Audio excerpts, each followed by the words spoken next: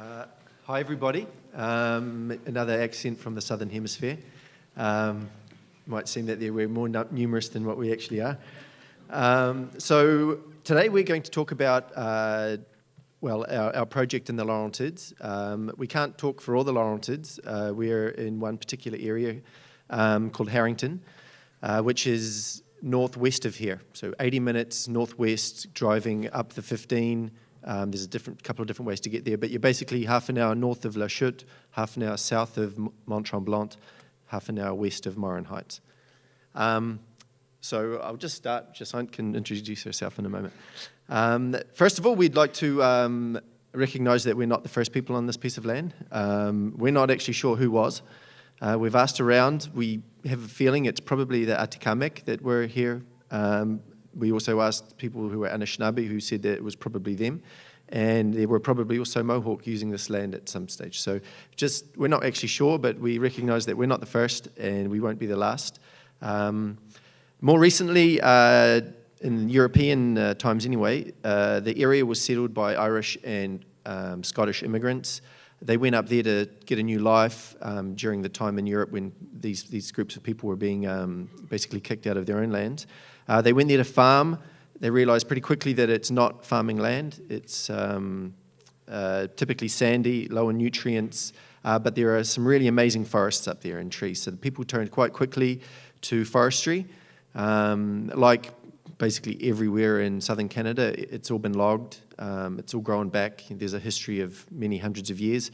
So where we are, it's an area that's predominantly forest. There are not a lot of people. Harrington is in the canton de Argenteuil, population 853, average age 57. So we stand out in our area. So that's a little bit about Harrington itself. So today we're not just going to talk about ourselves, we're going to talk about some other groups that are near us. So you can see the little stars there. That took me ages to place. But that's how far away we are from each other. So we're in the bottom, that's us, the bottom star. Over here are the other groups. I would say in terms of traveling time, we're about 10 minutes apart. So there's quite a concentration of us, and you can see sort of on the area that it's on the Canadian Shield. We're talking granite, forest, lakes, very nice area of the world. So why did we choose this area? So we haven't gotten into why we did any of this stuff first, but we're just giving you a sort of an overview of why Harrington, why did we choose this spot? So I've been thinking of doing a project like what we're doing basically all my life. I can't remember a time when I didn't want to do this. But in Australia and in New Zealand, where I also come from, land is far more expensive. It's been capitalised. Basically, the value is given by in New Zealand anyway, how much milk you can produce off it. That sets the price of the land, which puts it way out of reach of any one person, really. So we chose this area not only because of its proximity to Montreal, being 80 minutes away, but its affordability. That was something we were quite certain that we didn't want to get a loan from the banks to do this. We wanted to be able to do it within our own means. The biodiversity, I mean, I'm not from here, so I spend a lot of time researching around, driving around. Like in New Zealand and Australia, you guys have cut down a lot of trees and done a lot of damage, but this area is still really quite intact, very beautiful, and that's what drew us back time and time again when we were looking around to buy something. The dynamism of the area, we were really impressed that there were other groups there already. And since we've been there, we've found that the people themselves are very dynamic, regardless of the projects that they're in. We like the fact that there's no major industry, which is not actually true. There is an industry of sand. There's a couple of places where people come and get the sand from. The fact that it's on a public road, so not having to clean the snow away was a big factor for us. Water resources. This is another reason. There's lots and lots of water in this region. I have a background in agriculture, so it was very important for me that we had water. Also, having lived in Australia some time, I know the importance of what happens when you don't have water. Basically, everything stops. So also the forest, more technically, it's a humophoric podsol. It's 5.4 pH. It is a maple, hemlock, yellow birch forest. And it's a zone de rusticity 4A. So that's the more and some photos. So anyway, that's our land. There's a little dam in the front, and behind is Mount Baldy, second highest mountain in the region. One of the creeks, we have 4 creeks on the land. Lots and lots of trees. Most of the trees are mature. There has been selective cut on the land. This is kind of where we're up to now. So we're turning a space in the forest into a garden. That's what it looks like at the moment. OK, alors moi, je vais switcher au français. Alors, je vais vous introduire qui on est un peu, puis d'où on vient, puis quels ont été nos projets qui nous ont amenés à finalement s'établir dans les Laurentides pour ce projet-là. On est 4 personnes au cœur du projet, mais évidemment que la communauté d'intérêt qui s'est formée autour est plus large que ça. On est un mélange de backgrounds qui, je pense, est une de nos forces. Parmi nous 4, on a des backgrounds en agronomie, en droit, en travail social, puis en ingénierie environnementale. Fait que vraiment, on se complète. Puis on a commencé par un projet en 2014 qui nous a vraiment, je pense, rassembler puis créer des liens qui vont difficilement se défaire, qui est l'Espace X à Montréal. C'est un terrain inutilisé industriel dans le quartier du Milex, qu'on a transformé, qui était complètement abandonné, puis qu'on a transformé en projet d'expérimentation environnementale, puis aussi en espace politique et social où on a fait toutes sortes d'événements pendant 2 étés. Ça a été ça qui a vraiment créé la synergie. Ensuite, l'été passé, on a créé la coop Bioma, qui est un peu le véhicule pour nos activités économiques. C'est une coopérative d'agriculture urbaine, d'aménagement paysager comestible principalement. On a un jardin de production à Montréal, puis on réalise des contrats chez les particuliers et les organismes. Et puis, la Terre, pour nous, à Harrington, ça a été, disons, la réalisation d'un rêve à long terme. La Terre qu'on a achetée, c'est ce qu'on voit, on se verrait encore là-bas dans 20 ans, alors que qui sait ce qui va advenir de notre véhicule financier qui est la coop Bioma. Alors, c'est une synergie vraiment entre ces 3 projets-là. OK, alors, où est-ce qu'on en est? Vraiment, la Terre, c'est à l'étape de la germination. C'est pour ça que je suis super contente qu'on soit ici aujourd'hui, parce qu'il y a beaucoup de projets qui sont très établis, qui sont là depuis 15-20 ans, qui vont avoir plein de choses à nous apprendre. Nous, on en est encore à une étape d'observation, de travail préliminaire, de construire notre communauté d'intérêt autour du projet. Fait qu'en gros, là, plus concrètement, ce qu'on a fait la dernière saison, défricher, préparer le sol, ça peut être une tâche considérable en milieu forestier, installer des structures d'accueil de base, bâtir une communauté d'intérêt autour du projet. Fait que ça a été l'occasion de faire beaucoup de week-ends de travail collectif, pas seulement de travail. Pour nous, c'est centré autour de l'apprentissage, le partage de connaissances, puis aussi le bien-être. Parce que ça ne va pas être une terre qui va produire des tonnes et des tonnes de légumes. Ça va être une terre où on veut justement faire un amalgame entre l'apprentissage, le bien-être, l'éducation, le partage et la production agricole. Ah, je parle moins fort ou je ralentis? OK. OK. Parfait. Alors maintenant, je vais vous parler de nos voisins. Fait qu'on a dit que c'est dans vraiment un petit espace d'une dizaine de minutes où tous ces voisins sont rassemblés là. Il y a beaucoup d'autres projets dans les Laurentides, alors je ne vais pas prétendre faire le tour du tout de tous les projets de la région. Puis également, je pense qu'on a peut-être des collègues de la ferme Morgane qui sont présents, mais je ne suis pas certaine. Alors, s'ils veulent, dans la période de questions, complémenter ce que nous, on dit, qu'ils n'hésitent pas. On a ciblé 3 projets qu'on connaît un peu mieux, desquels on veut vous parler dans notre région. Pour commencer, on a Terra Perma. Terra Perma, c'est un projet qui est né il y a quelques années. C'est une communauté résidentielle qui s'est fondée autour... Dans le fond, il y a une fondation qui gère les projets agricoles, de permaculture du projet. Puis, c'est un projet résidentiel où des gens peuvent acheter des parcelles de terre pour pouvoir construire leur propre habitat. Puis, il y a toutes sortes d'aires communes où les gens ont accès quand ils achètent une parcelle de terre. Eux se considèrent vraiment comme un incubateur d'éco-entrepreneuriat. Alors, il y a un système de microfinancement, de microcrédit pour aider des gens qui veulent partir des projets à l'intérieur de Terra Perma, puis vraiment devenir des leaders d'éco-entrepreneuriat. La mission, c'est de préserver l'environnement puis de promouvoir la permaculture traditionnelle. Ça, c'est notre premier projet, notre premier voisin. On a des bons voisins. On a la ferme Morgane, qui est établie depuis longtemps comme une ferme biologique, depuis au moins 20 ans, je crois. Ils sont principalement producteurs de viande, de boulangerie, de légumes. Puis c'est intéressant parce que depuis plusieurs années, ils se sont formés en coopérative de travail. Donc, ils sont une douzaine de personnes à vivre de façon permanente sur la ferme, puis à gérer les activités de la ferme en coop. Et puis finalement, on a Terre à vie. Terre à vie, c'est vraiment intéressant. C'est un fonds foncier qui a été créé il y a déjà très longtemps, de plusieurs centaines d'hectares.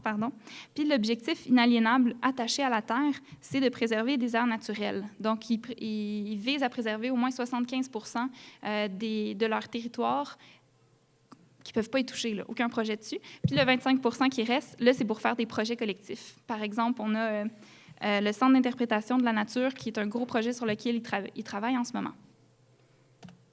Yes. On voulait vous parler de 2 enjeux plus particuliers pour nous qui émergent dans notre réflexion ces temps-ci. Le premier, c'est la relation à la terre. C'est super intéressant parce que dans notre coin, on se rend compte qu'on a des modèles super diversifiés entre les différents projets. Je vous disais, Terre à vie, c'est une fiducie foncière. Terra Perma, vous voyez, c'est différent, c'est des titres privés, donc chaque personne qui achète un lopin de terre devient propriétaire de son lopin de terre, puis ensuite a accès aux aires communes par servitude, là, je pense, fait qu'ils ont un droit d'accéder au projet collectif. La ferme Morgane, elle, c'est une propriété privée, puis la coopérative de travail a un bail à long terme, je ne suis pas certaine, c'est 5, entre 5 et 10 ans. Donc la coop peut exercer ses activités avec ce bail-là sur la propriété privée. Nous, pour l'instant, on est des copropriétaires. C'est le véhicule légal le plus simple. On ne sait pas vers quoi on va s'en aller encore, mais ça nous donne un bon exemple de diversité de modèles légaux de propriété qui peuvent être adoptés par des projets collectifs. OK. Puis un peu sur l'organisation collective, mais ça, on pourrait en débattre pendant 1 heure, mais je vais essayer d'en parler vraiment vite. La ferme Morgane, ce qu'on trouve super le fun de leur modèle, c'est que ça fonctionne en économie collective, donc vraiment en gestion horizontale de partage du travail, puis de partage aussi des profits qui émergent de la ferme.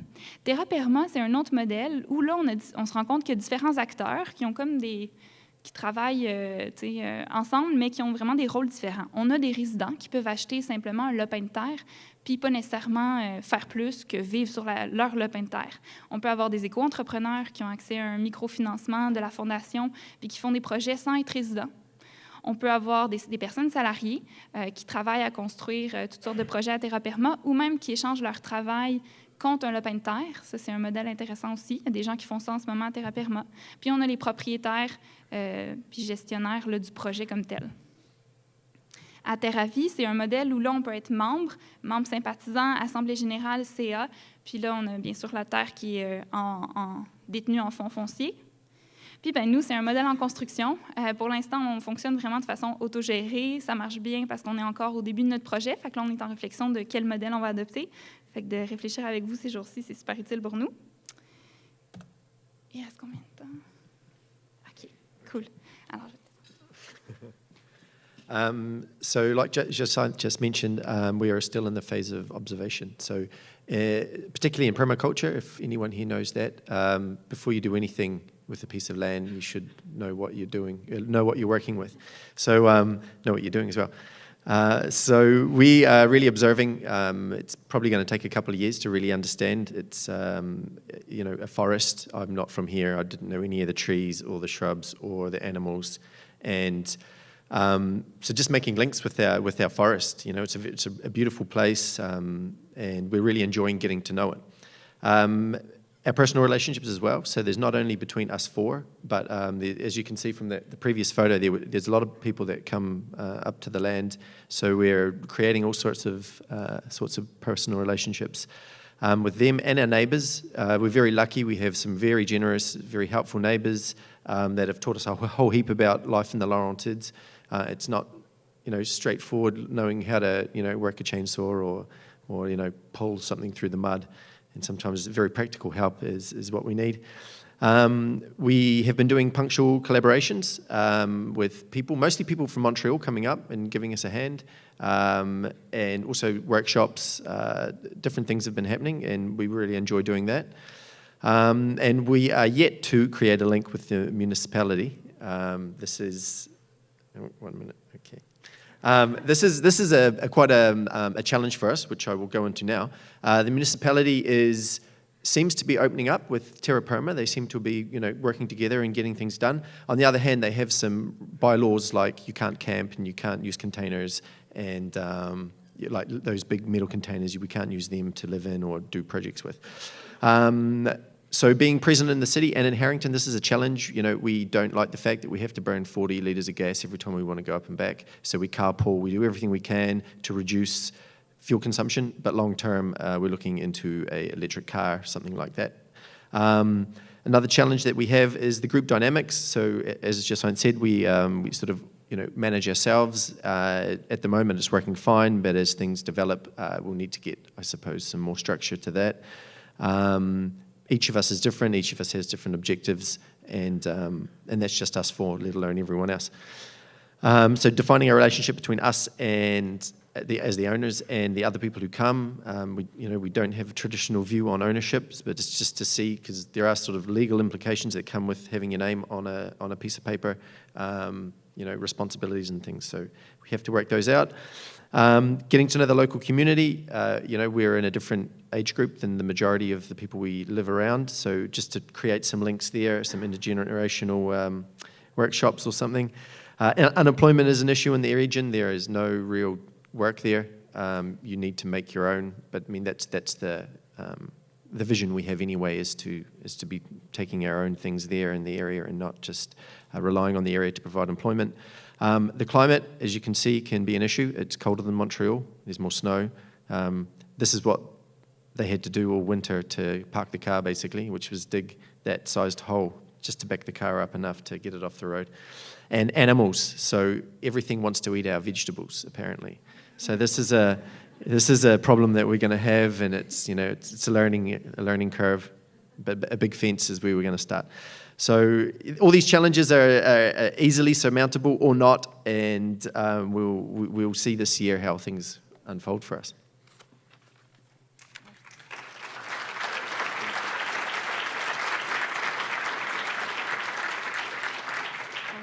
Merci. Maintenant, la dernière présentation pour ce panel va venir de François Chalifou, membre de la coopérative de travail Auberge du Lac Castor, qui va nous parler un peu de ce qui se passe en Mauricie.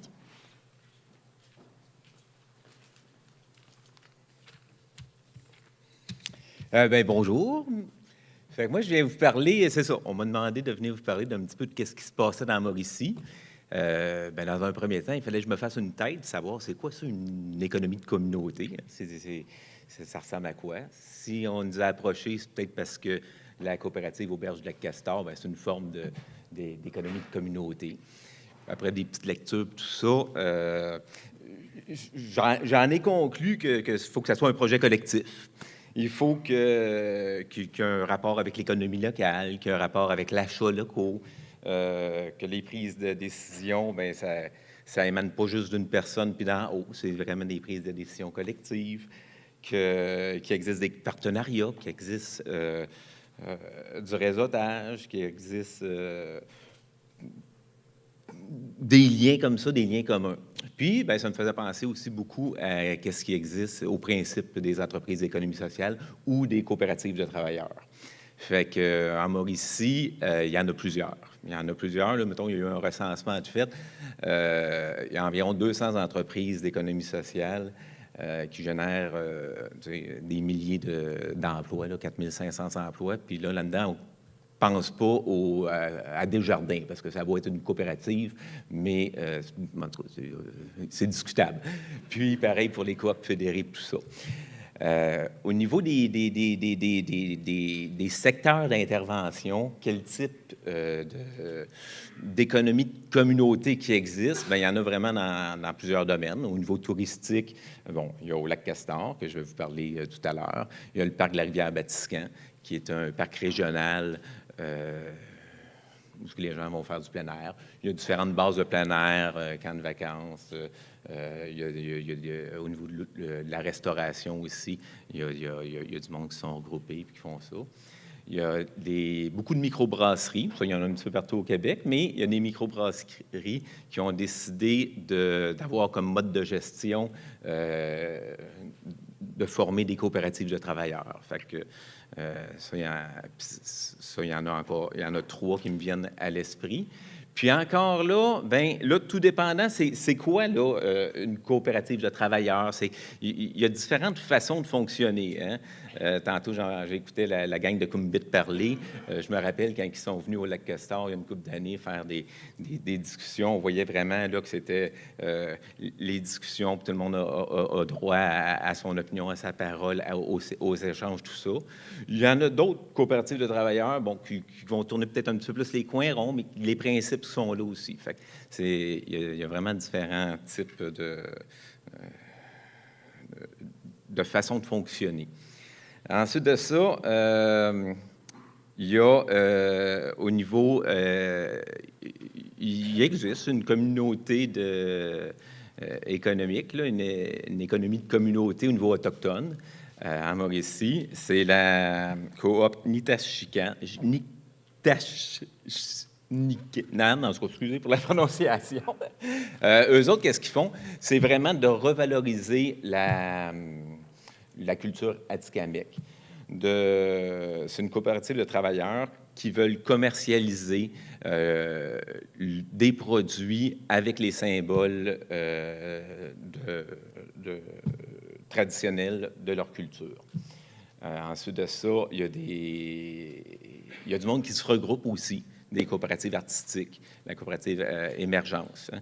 Fait que quand on pense que c'est des artistes qui ont décidé de mettre en commun, de se mettre en commun pour se promouvoir, pour se faire connaître, pour partager des services ensemble. Fait que c'est des types d'économie de communauté qui existent. Il y a un écoquartier, il y a une couple d'années, qui s'est formé à Saint-Mathieu-du-Parc. C'est pas même loin d'où on est à Saint-Paulin.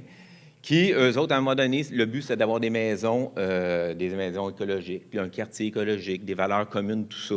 Mais le projet, à un moment donné, il a tombé à l'eau, il a arrêté de fonctionner. Mais il y a quelque chose qui a germé, pareil, de ce projet-là.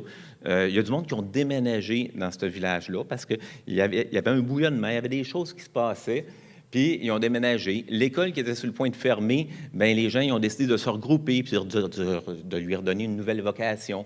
Fait que donner une vocation, une école alternative. Ça a généré plein de petits projets qui se sont développés. Il y a une maison qu'on appelle la maison de tradition. Fait que c'est un groupe de personnes qui se sont réunies pour recycler tout ce qui est des matériaux. Ils ont une grange, puis ils classent ça à différents endroits. Puis après ça, les artistes peuvent aller chercher les matériaux là pour revaloriser les matériaux, puis refaire de l'art, refaire des produits qu'ils peuvent revendre par après. Fait que même si un projet qui est parti, si à un moment donné, le projet tombe, mais ça peut, pareil, mener à des échanges entre les gens, puis développer de quoi. Puis, dernièrement, j'ai entendu dire « mais l'écoquartier, ils veulent repartir quelque chose. » Fait que ça ne veut pas dire qu'à cause qu'il y a 15 ans, quelque chose qui est parti, qui est tombé, que ça tombe complètement à l'eau. Plus tard, ça peut renaître, puis ça peut repartir, puis ça peut y aller. Il y a dans mes questionnements au niveau des économies de communauté, il y a le village de Saint-Élie-de-Caxton qui est à côté, ça aussi, je me dis, c'est-tu une économie de communauté, ça ou pas? Mais il y a plein, c'est un terreau, en tout cas, c'est un terreau fertile où il se passe plein de choses au niveau, un regroupement, un magasin général, une genre de maison de la culture, le garage de la culture, où à chaque fois qu'il y a un projet, c'est plus spontané. Okay? Ce n'est pas quelque chose qui est organisé comme tel, mais c'est quelque chose qui serait plus spontané.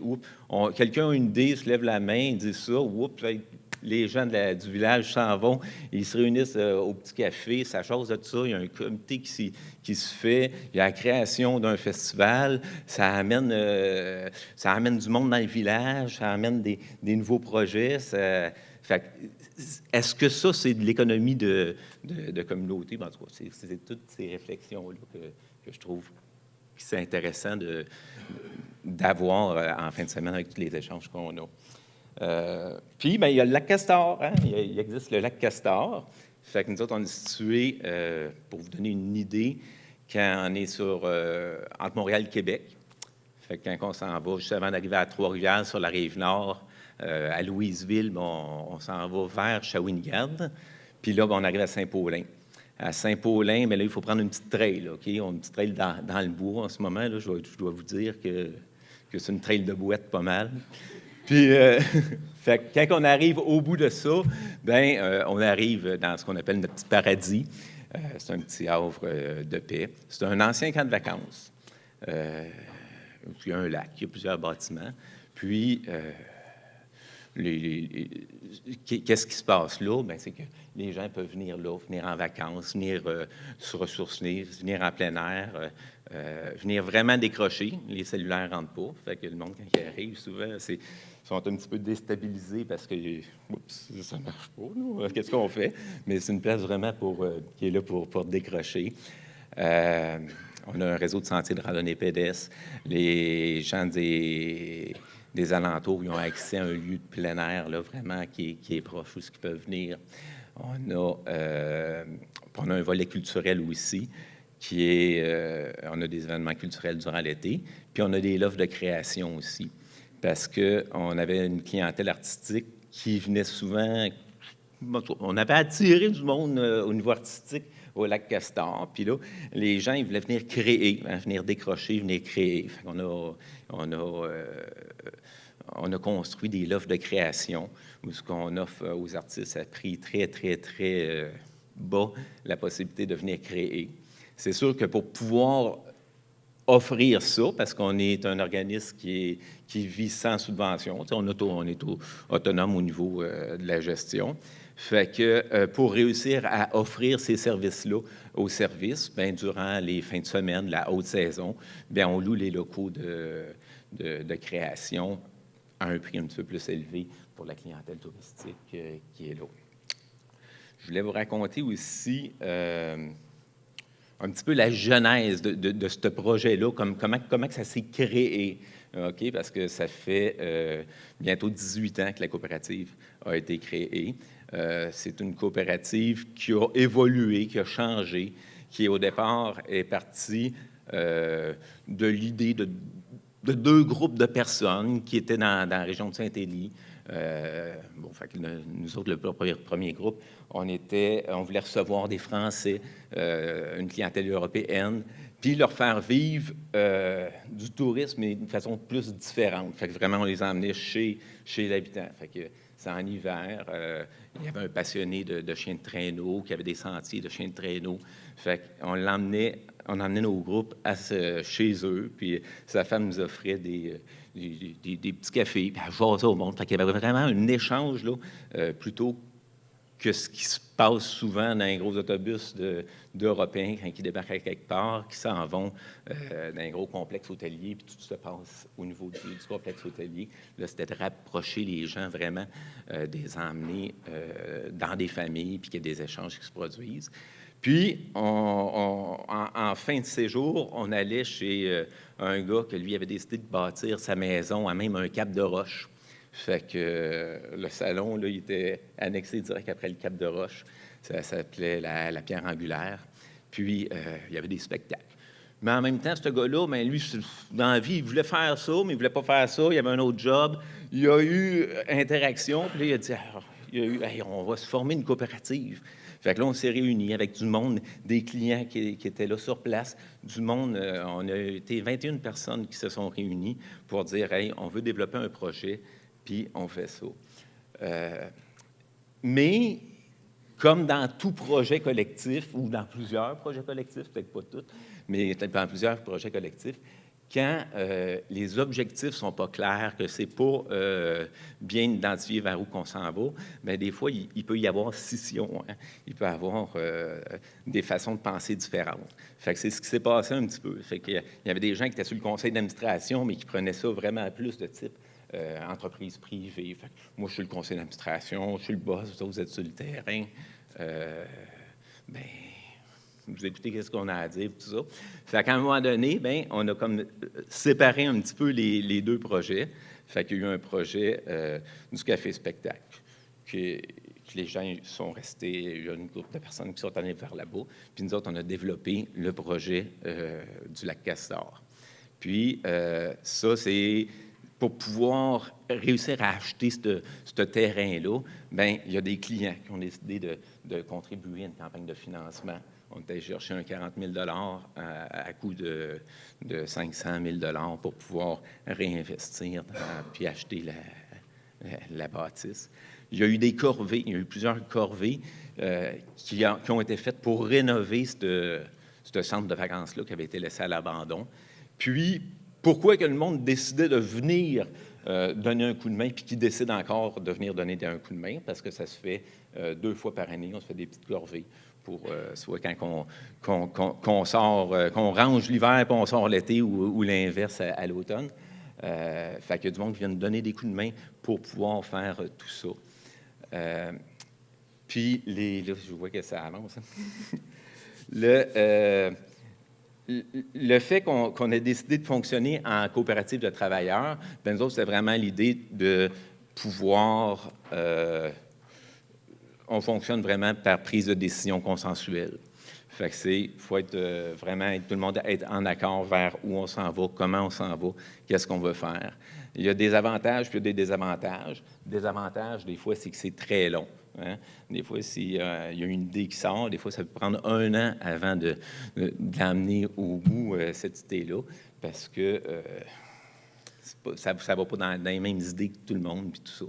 Mais ça fait en sorte que si le projet, il y a de la pérennité. C'est pour ça, quand il y a eu, à un moment donné, quand on a commencé le projet, il pouvait y avoir du découragement.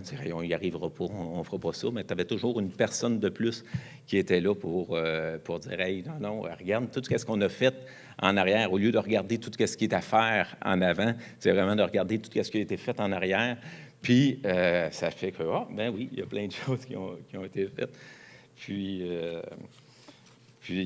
c'est ça. Je vois que je suis rendu à ma conclusion. Fait que, puis tout ça, c'est dû à quoi aussi? Tantôt, il y a quelqu'un qui parlait des fois, à un moment donné, là, on s'est ramassé dans un moment un petit peu plus difficile où ce que tu te regroupes seulement sur toi-même, puis là, tu dis, tu essaies de te débrouiller là-dedans, puis ça va pas si bien que ça.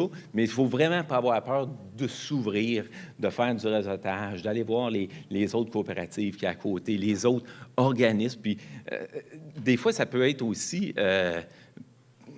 des entreprises, on fait affaire avec des entreprises, des fermes familiales, avec des entreprises privées aussi, mais qui ont des valeurs, qui sont similaires aux nôtres, puis tout ça. Il y a des organismes, le pôle d'économie sociale, au niveau régional. Au niveau provincial, il y a le réseau qui est là, le réseau des coopératives de travailleurs, des choses, des organismes qui sont là, qui génèrent des possibilités de discussion, puis de réflexion, puis qui font avancer, puis qui font que 18 ans plus tard, au Berge du Lac-Castor, on est là, on est fiers de ce qu'on a fait. Puis je regardais tantôt, puis il y a plusieurs visages que je vois du monde qui sont venus au Lac-Castor, qui sont ici dans la salle. Fait que ça fait plaisir des fois de revoir du monde comme ça, puis de continuer à offrir un lieu en plein air là, à prix abordable, pas trop loin de Montréal. On est à peu près à 1h15 de la sortie de l'île, fait que ça dépend combien de temps que ça prend de sortir, mais après ça, on arrive au Lac-Castor. Puis ça dépend si on se passe à la petite route aussi. Fait que sur ça, merci beaucoup. Puis,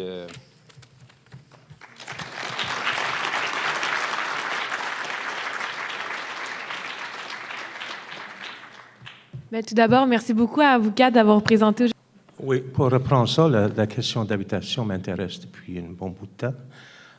Quand je regarde ça, la proposition, et je vois où je reste, à Verdun, le prix d'achat veut dire, disons, que ça prendrait au moins des revenus, si je regarde l'hypothèque, je regarde les frais d'exploitation, à peu près des revenus minimum de 45 000 à 50 000 par locataire. À Verdun, 70 % minimum des locataires n'ont pas ces moyens. Donc, quand je vous entends, c'est comme si on a la capacité de socialiser le logement au complet, mais on n'avait pas réalisé. C'était comme un oubli. Donc, je me demande, est-ce que ça veut dire que, avec ces réalités-là et de réinjection dans le marché privé, est-ce que ça veut dire que le travail de Frappru et tout le monde autour de Aquila-Ville, ils sont sur une piste qui n'est pas nécessaire? Ou est-ce qu'on n'avait pas réalisé comment on pourrait le faire? Et c'est dans ce sens-là que je me pose la question concernant le projet à la salle. Est-ce que le projet à la salle est financé comment? Est-ce que c'est une propriété collective à long terme qui reste disponible pour les personnes à revenus faibles et modestes, ou c'est le style copropriété? À moi. Oui. Oui. Pour la salle, c'est une communauté de 2600 personnes. Et un tiers, 35%, ils sont des immigrants. Ils viennent de la Russie pour la plupart. Deuxièmement, les Espagnols de l'Amérique centrale ou quelque place. Il y a plusieurs langages, mais il y a beaucoup des habiletés là. Et nous avons regardé que dans notre communauté, nous avons à peu près, nous avons identifié 25 familles étendues.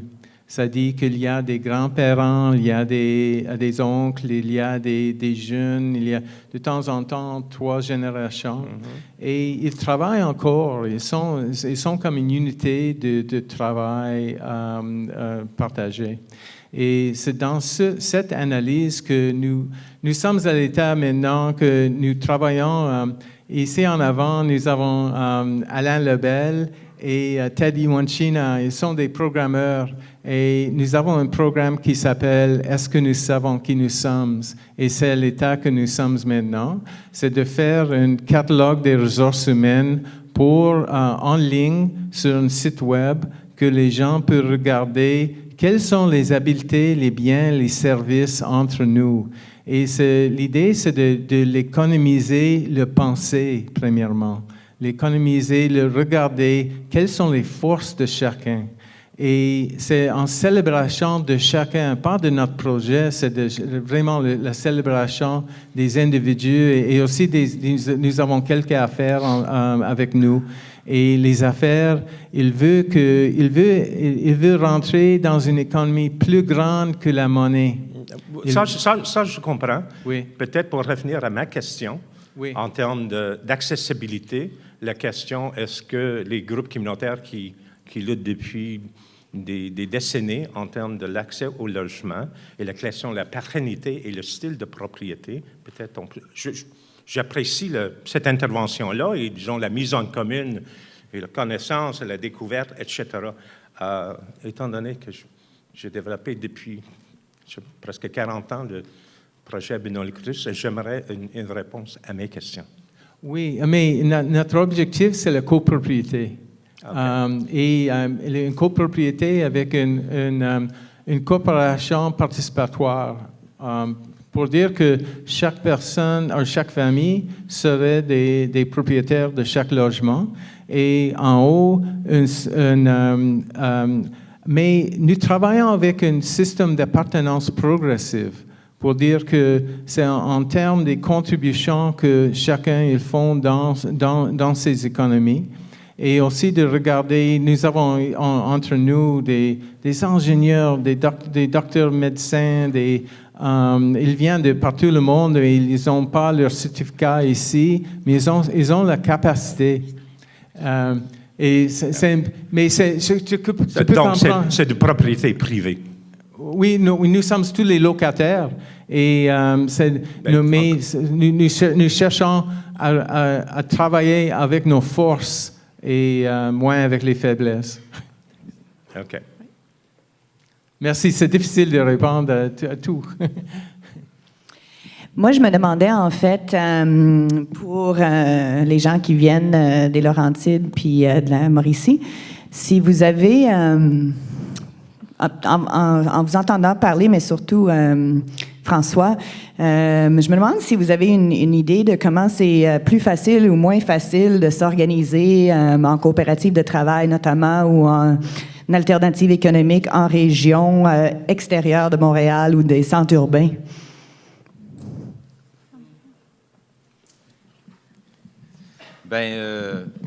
Moi, je trouve que c'est facile dans le milieu rural. Je trouve que... puis encore là, je pense que c'est toujours une question d'individus. C'est les individus qui sont là, qui vont décider de l'organisation qu'ils veulent avoir. Puis, parce que...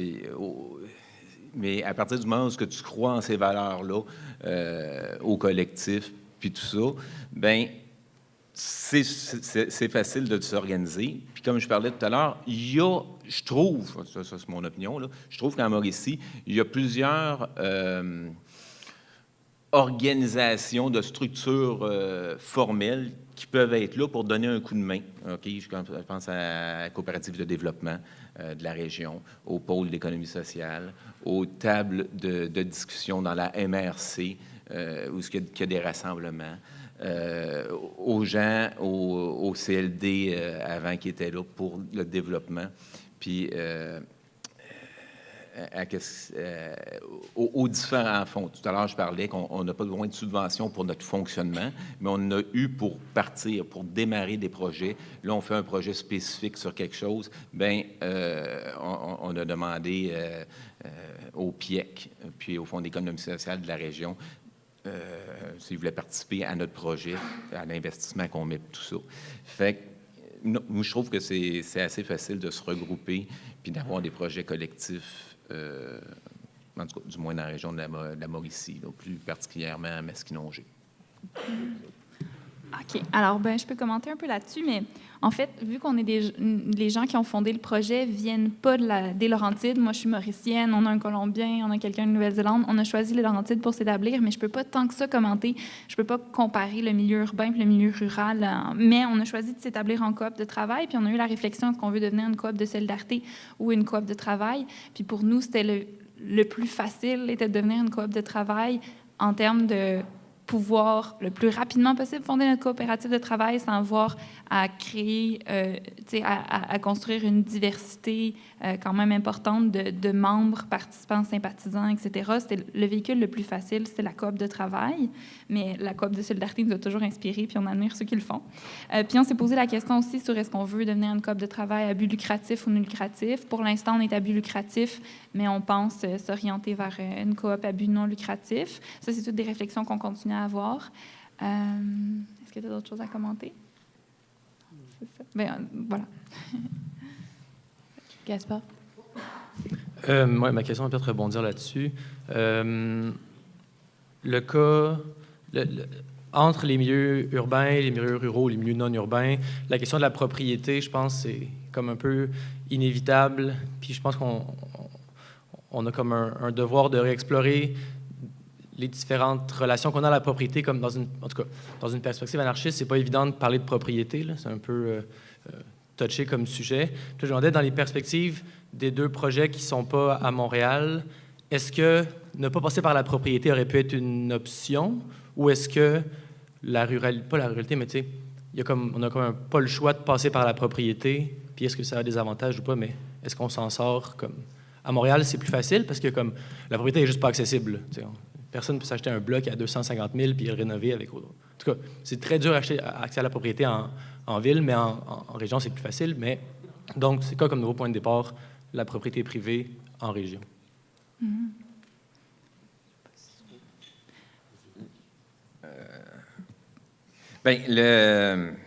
Nous autres, dans notre cas où ce qu'on voulait accueillir des gens puis avoir un site pour pouvoir les accueillir, on n'avait pas comme choix d'acquérir puis d'acheter une propriété. Après ça, reste dans nous autres, dans notre philosophie, c'était plus de donner accès au plus de monde possible à ce lieu-là, au lac, à la forêt. à cet endroit-là. Puis comment qu'on peut le rendre accessible? Bon, c'est en ayant des prix très raisonnables qui n'empêchent pas les personnes de venir sur place, d'accueillir gratuitement aussi des gens selon les besoins des groupes. Fait que des fois, c'est de ne pas limiter l'accès au lac Castor à des personnes.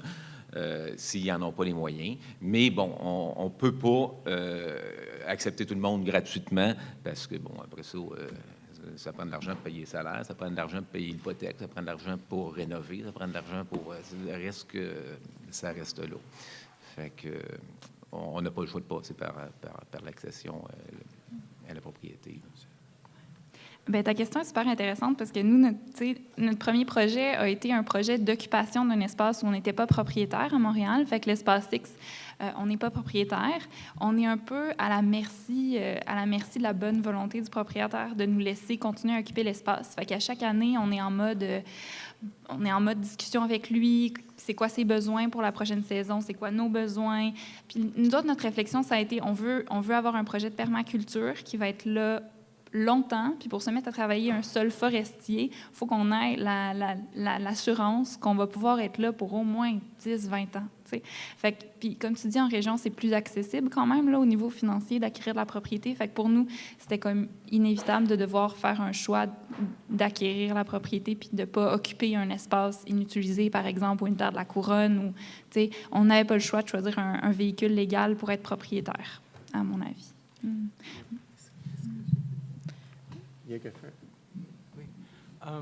Je veux ajouter qu'il y a des économies industrielles, il y a des économies commerciales, il y a aussi l'économie domestique.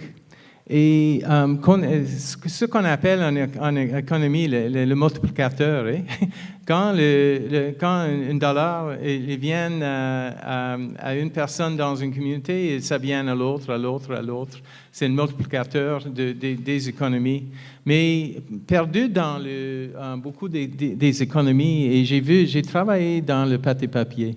Et dans le pâte et papier, à Témiscamingue, il y a eu une grande corporation participatoire qui finalement, il a agrandi à 55 industries de pâte et papier et de bois partout au Canada et les États-Unis et en Amérique centrale. Mais ce qu'ils ont manqué, ils ont travaillé sur l'économie industrielle et commerciale. Ils ont évité l'économie domestique. Et on double l'économie quand on prend le domestique. Et c'est pourquoi la cohabitation, c'est très important. Et c'est comment on commence à penser tout ce cycle économique, le vendre, on gagne l'argent, on dépense l'argent et on planifie pour tout le cycle. Et tous les travaux, même les travaux qu'on appelle les travaux des femmes, mais c'est vraiment les travaux de tout le monde, domestiques, collectifs, en préparation d'alimentation, dans tout ça. Et comme chez vous, à l'auberge, vous avez des économies collectives dans les nourritures. Et c'est important de penser dans tout le cycle économique, domestique et commercial et industriel. Donc, c'est malheureusement tout le temps qu'on avait pour les questions. Par contre, on va entrer en période de